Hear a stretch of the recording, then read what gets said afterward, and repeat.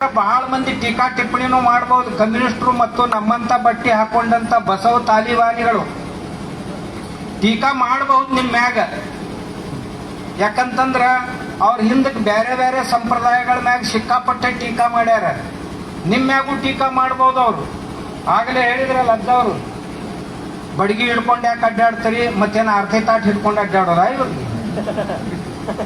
ನಮ್ಮ ಹುಡುಗಿಯರ್ನ ಎತ್ಕೊಂಡು ಹೊಂಟಾರ, ಬರೀಪ್ಪ ನಿಮ್ಗೆ ಆರ್ತಿ ಬೆಳಿಗ್ಗೆ ಇಬ್ಬರನ್ನು ಮನ್ಯಾಗ ಕರ್ಕೋತೀವಿ ಅಂತ ಹೇಳೋದ?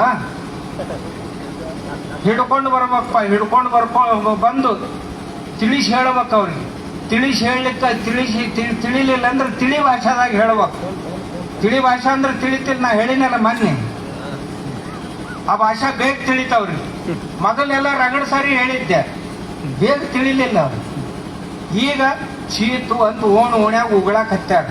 ಇಷ್ಟಿಟ್ಟು ಕರಾಪ್ ಬಿಟ್ಕೊಂಡು ಮ್ಯಾಗ ಪಟ್ಗಾಯನ್ ಸುತ್ತಿದ್ರ ತಲೆ ಬಳಸ್ಕೊಳಕ್ ಶುರು ಮಾಡ್ಯಾರಿ ಹೇಳಾರ್ದ. ನಾ ಹೇಳಿದೆ, ಬಿಡುದಾದ್ರೆ ಎಲ್ಲ ಬಿಡ್ರಿ, ಗಡ್ಡಾನು ಬಿಡ್ರಿ, ಕೂದಲಾನು ಬಿಡ್ರಿ, ಅದು ಸನ್ಯಾಸಿಗಳ ಲಕ್ಷಣ. ತೆಗಿಯೋದಾದ್ರೆ ಎಲ್ಲ ತೆಗೀರಿ. ಇರ್ಲಿಲ್ಲ ಅಂದ್ರೆ ಇಟ್ಟಿಟ್ಟು ಒಳಗೆ ಬಿಡುದು, ಮ್ಯಾಗ ಪಟ್ಕ ಸುತ್ತೋದು, ರಾತ್ರಿ ಟೀ ಶರ್ಟು ಬರ್ಮೋಡ ಹಾಕೊಳ್ಳೋದು, ಹೋಟೆಲ್ನಾಗ ಹೋಗುದು, ದಾರದ ಅಂಗಡಿಯಾಗ ಹೋಗುದು, ಇದ್ಯಾಕೆ ಮಾಡ್ತಿರೋ? ಹೇಳಿದ್ನ, ಇದನ್ಯಾಕೆ ಮಾಡ್ತೀರಿ ನೀವು ಸ್ವಾಮಿಗಳಾಗಿ? ವಾಲ್ಯಾಗಿ ತಂದು ಹೋಗ್ರಿ ಮನೆಗೆ, ನಾವು ಸಾಯ ಹೋಗ್ರಿ ಅಲ್ಲೇ. ಈ ಮಠ ಬಂದು ಮಠಗಳನ್ನ ಯಾಕೆ ಹಾಳು ಮಾಡ್ತೀರಿ ಅಂತ ಕೇಳಿದ್ವಿ.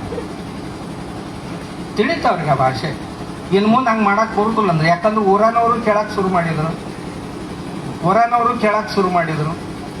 ಅಲ್ಲಿಂದ ಈಗ ಎಲ್ಲರೂ ನಮ್ಮನ್ನು ನೋಡ್ತಾರನ್ನೋ ಭಯ ಹುಡ್ತದೆ. ಅದಕ್ಕೆ ತಾವು ಯುವಕರಾದಂಥವ್ರು ತಮ್ಮ ಶಕ್ತಿಯನ್ನ ಹಾಳಾಗಿ ಕೊಡಬಾರ್ದು ಅನ್ನೋ ದೃಷ್ಟಿಯಿಂದ ಈ ಹನುಮ ಮಾಲೆ ಅಂತ ಹೇಳಿದ್ನಲ್ಲ, ಇದು ಮಾತಾಡ್ಲಾರ್ದ ಮಾಲೆ ಬಹಳ ಕೆಲಸ ಮಾಡ್ತೈತಿ. ನಿಮಗೆ ತಮ್ಮನ್ನ ರಕ್ಷಣೆ ಮಾಡೋದ್ರೊಳಗೆ ಬಹಳ ಕೆಲಸ ಮಾಡುತ್ತೆ. ತಮಗೆ ರೂಢಿ ಆಗುತ್ತಾನ ಹಾಕೊಳ್ಳೋದು. ಮೈ ಉಣಿತು ರೂಢಿ ಆತಂದ್ರೆ ಮತ್ತೆ ಮಾಲಾ ವಿಸರ್ಜನೆ ಮಾಡಿ ಬರ್ತೀವಿ. ಆದ್ರೆ ಮಾಲೆ ಮ್ಯಾಗ ಅಲ್ಲದು ಒಳಗೆ ಇಳಿದಿರ್ತೈತೆ. ಅಷ್ಟೊತ್ತಿಗೆ ಮನುಷ್ಯನಾಗ ಧಾರಣೆ ಆಗಿಬಿಟ್ಟಿರ್ತೈತೆ ನಮ್ಮ ಮಾಲೆ. ಆ ಹನುಮ ಮಾಲೆ ಒಂದು ಸಾರಿ ನಾವು ಹನುಮ ಮಾಲಾಧಾರಿಗಳು ಅಂತ ಮನಸ್ಸಿನಾಗ ಇಳೀತು ಅಂತಂದ್ರೆ ಮುಗೀತು. ನಾವು ಯಾವುದೇ ಕೆಟ್ಟ ಕೆಲಸಕ್ಕೆ, ದುಶ್ಚಟಗಳಿಗೆ ಬಲಿ ಆಗುವುದಿಲ್ಲ. ಅದನ್ನು ಮಾಡುವಂಥ ಸಂಘಟನೆ ಯಾವುದಾದ್ರೂ ಇದ್ದರೆ ಅದು ವಿಶ್ವ ಹಿಂದೂ ಪರಿಷತ್, ಮತ್ತಾರು ಮಾಡೋದು.